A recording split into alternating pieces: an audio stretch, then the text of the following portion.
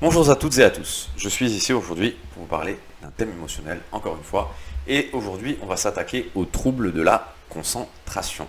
Donc, qu'est-ce que c'est que le trouble de la concentration? C'est quelque chose dont les enfants sont particulièrement vulnérables, certains enfants, pas tous, certains enfants qui arrivent à l'école primaire ou au collège, très souvent, se retrouvent à développer d'énormes troubles de la concentration et ne sont plus capables de se poser sur un bureau pour apprendre une leçon, pour lire quelque chose. Ils sont obligés de bouger, ils sont obligés, dès qu'ils sont assis plus de 3 minutes, de faire quelque chose, de parler à quelqu'un, de bouger, et c'est quelque chose qui est très difficile et qui ralentit énormément l'apprentissage, forcément. Ça peut avoir des conséquences au niveau de l'école, au niveau du collège, au niveau des notes. Euh, il faut comprendre que du coup, l'élève n'arrive plus à se mettre dans un état adéquat pour apprendre. Donc ça peut être en général un enfant, mais ça peut être aussi un adulte, même si en général on a plus affaire à des enfants pour ce genre de problème, parce que généralement les parents leur pose quelques problèmes quand leur enfant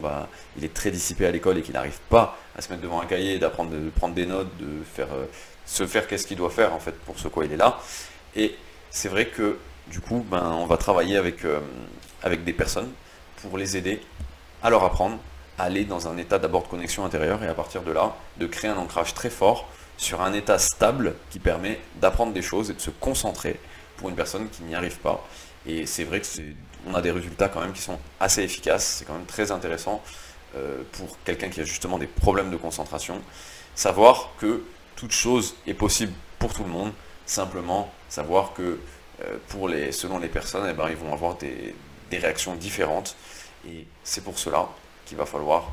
faire un travail qui va être très personnel et